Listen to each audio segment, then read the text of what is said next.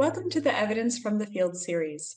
Today, we will hear from an experienced scientist on the benefits of having a professional project TI manager, or pTIM, help run a transdisciplinary project on sustainable cooperative business models involving food retailers and wholesalers. We will learn how the pTI-Manager enacted his competencies using specific tools and actions throughout the project, which ultimately made this collaboration a success. Enjoy.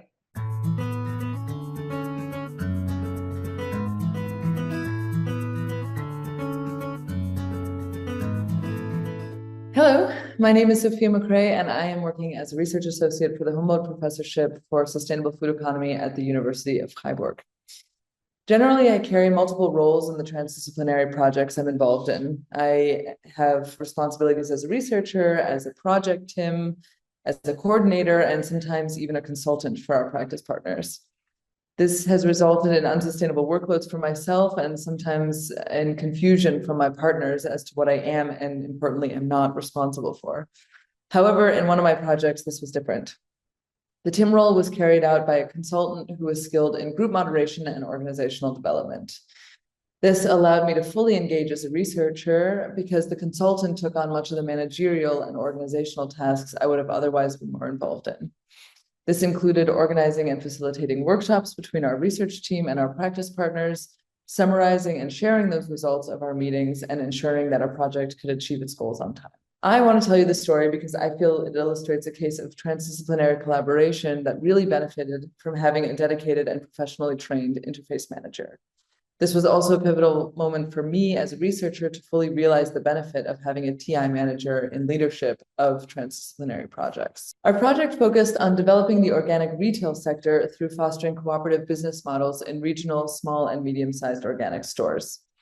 The original impulse for this project came from one of the two organizations who worked at the interface of this project. They convened our research group, as well as our two practice partners who work in organic wholesaling, to create a business development program for organic stores who might be interested in converting to consumer cooperatives.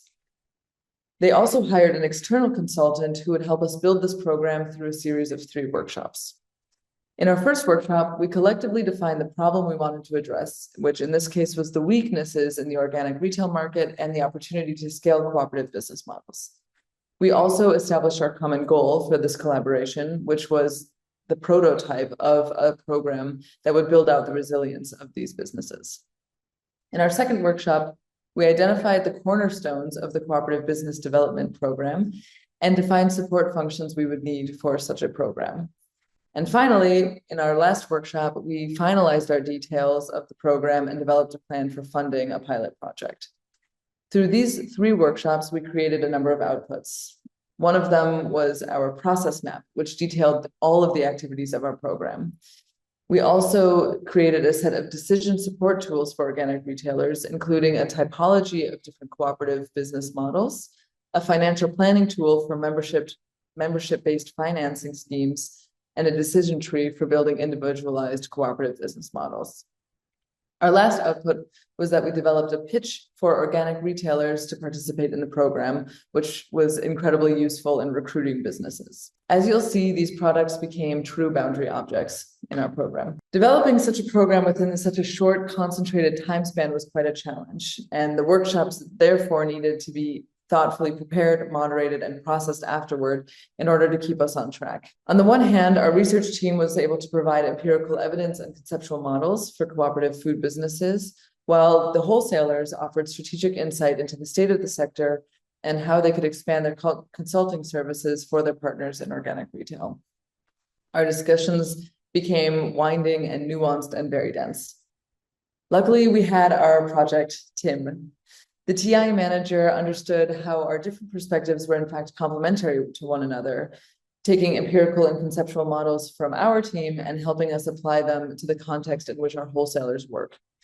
He provided critical structure for our conversations and facilitated our decision-making processes that ultimately help us to achieve our common goal. He did so by using professional moderation techniques to help us make these decisions, many of which involved substantial commitments in finances or in time from each project actor.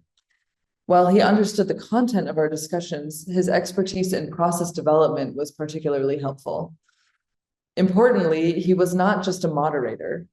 He was able to create our first process maps for our program that integrated both scientific knowledge and the practical considerations for implementing these interventions. Additionally, he was apt in helping us to develop trust and positive working relationships with each other. I noticed he spent time familiarizing himself with the institutional culture and expertise of each project partner and used that information to help us understand each other. Lastly, it's worth noting that all this careful work to balance and integrate each of our interests was done on top of regular project management and communication work that helped us push this project forward. The effects of this work was that our program balanced various interests and thereby created synergies rather than compromises. This resulted in a pilot project that was a combination of what each actor was willing to offer rather than what each actor was hoping to receive. This reframing allowed us from the research team to apply our knowledge to a project that was feasible and better reflected the interests of our practice partners. On the other hand, the wholesalers can invest in a project that had a more rigorous scientific foundation than what they otherwise would have had. In short, we as research partners worked more practically, and the practice partners were able to work more scientifically. My main takeaway from reflecting on this project is that it really does help to have a TI manager serving in the role of planner, moderator, and integrator. Looking forward, I don't think I want to work in transdisciplinary projects without a TI manager. So as you continue on in your TIM training, I hope you can think about this story and how the TI manager can really help transdisciplinary research projects.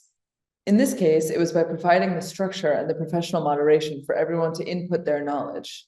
Then they successfully reconstructed that knowledge in a way that helped us move toward our common goal, which in the end was an actionable pilot program for cooperative business development.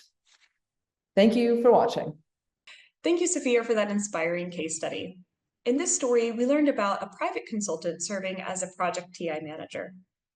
Using his competencies in process development and moderation, as well as his own knowledge of the project's content, the pTIM helped project partners from both science and practice to recognize the value of their own contributions and successfully integrate them into a scientifically rigorous and practically feasible pilot project. As a scientist, Sophia expressed gratitude that the pTIM's work meant her scientific team could focus on research. We hope this video helps highlight the generic TIM competencies, such as communication, empathy, and project management, in making transdisciplinary collaboration processes smooth and impactful. Stay tuned to learn more about specific transdisciplinary and transformational competencies in this training. Thanks for watching.